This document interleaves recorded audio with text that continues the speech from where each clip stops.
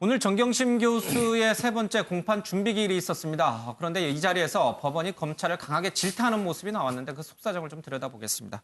유호정 기자, 먼저 이 공소장, 검찰이 제시했던 공소장 변경, 그것을 허락하지 않겠다. 재판부가 이런 결론을 내렸는데 무슨 내용이었고 왜 이런 불허 결정을 내린 것인지 설명 좀 해주시죠. 네, 이게 무슨 얘기냐 하면 앞서 검찰이 지난 9월 정 교수에 대한 동양대 표창장 위조 혐의만을 우선 재판에 넘겼었죠. 이 당시 공소시효가 남지 않았기 때문에 정 교수에 대한 조사 없이 조금 급하게 이뤄진 측면이 있었던 부분입니다. 이후 수사를 통해서 이제 나머지 혐의에 대해서 추가 기소를 하면서 이 동양대 표창장 혐의와 관련해서도 조금 구체화한 부분이 있습니다. 예를 들면 이 첫 공소장에는 위조 시점이 2012년 9월 7일이었다면요. 이 추가 기소 때는 2013년 6월로 변경이 됐고요.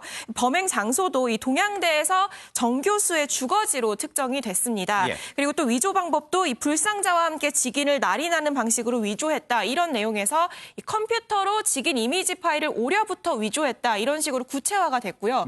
또 위조 목적 역시 처음에는 그냥 유명대학 진학 목적이었다면 이후에는 서울대에 제출할 목적이다 이러면서 조금 더 이제 공소사실이 구체화됐죠. 근데 재판부가 이 같은 차이를 오늘 하나하나씩 열거하면서 공범, 범행 일시, 장소, 방법, 행사 목적 등이 모두 중대하게 변경됐다며 동일성을 인정하기 어렵다고 판단을 한 겁니다. 이렇게 되면 이 향후 정 교수의 표창장 위조 혐의 사건은 추가 기소된 입시비리 사건과 별도로 진행이 되게 되는데요. 이대로라면 이 표창장 관련해서는 공소사실이 특정되지 않았다거나 증거가 부족하다는 이유로 무죄를 선고할 가능성이 높아진 상황입니다. 일단 검찰은 이 결정에 부당한 측면이 있다면서 이 불허한 취지를 검토해 공소장 변경을 다시 신청하고 추가 의견을 개진하겠다고 밝혔습니다. 한마디로 얘기하면 지난 9월에 처음 기소장에 들어갔던 내용이 정확하지도 않고 충분히 증거를 확보하고 있지도 않다. 네, 그게 뜻이군요. 이제 정확하지가 않아서 정확한 사실을 확보해서 이제 검찰이 이제 변경을 하겠다라고 했는데 그걸 받아들이지 않는다. 재판부가 두 개 사건이 너무 다른 것처럼 보인다라고 해서 변경이 불가하다라는 판단을 내린 상황입니다. 이렇게 되면은 표창장 위조 부분과 관련해서는 정경심 교수 측이 조금 더 유리한 국면에 섰다 이렇게 볼 수도 있겠군요. 김태일 기자, 이 외에도요.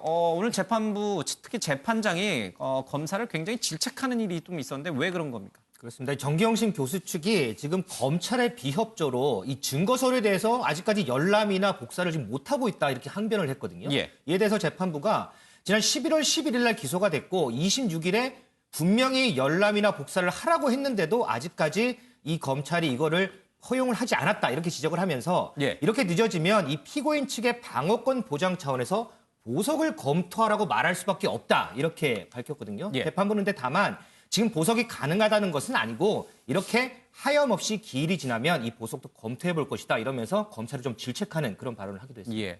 자, 이 두 기자의 얘기를 들어보니까요. 이 표창장 위조 의혹과 관련해서는 현재 검찰이 약간 궁지에 몰린 것 같습니다. 정경심 교수 측이 유리한 국면에 있는데 이대로 가게 되면은 보석 석방이 되거나 아니면은 무죄 선고가 나올 가능성이 높아졌다. 검찰로서는 굉장히 당혹해할 수밖에 없을 것 같은데요. 네, 검찰은 우선 법원 결정에 좀 부당한 측면이 있다라고 하면서 재신청을 하고 추가 의견을 개진하겠다라고 밝혔습니다. 하지만 재판부는 앞서 이미 공소장 변경을 못하겠다고 밝혔기 때문에 재판부가 재신청을 하더라도 다시 받아들일 가능성은 일단 크지는 않은 것으로 보입니다. 자, 회심에 각종 모든 특수수사부 검사들을 총동원하다시피 해서 칼을 깊숙이 꽂았는데 이 칼이 헛칼이었다. 이렇게 되면 검찰로서도 굉장히 타격이 좀 클 수밖에 없는 것 같습니다. 지금 어떻게 흘러갈지 예측하기가 좀 어려워졌습니다. 재판 결과가 굉장히 궁금해집니다. 저렇게 된 이유는 검찰이 너무 서둘러서 그래요.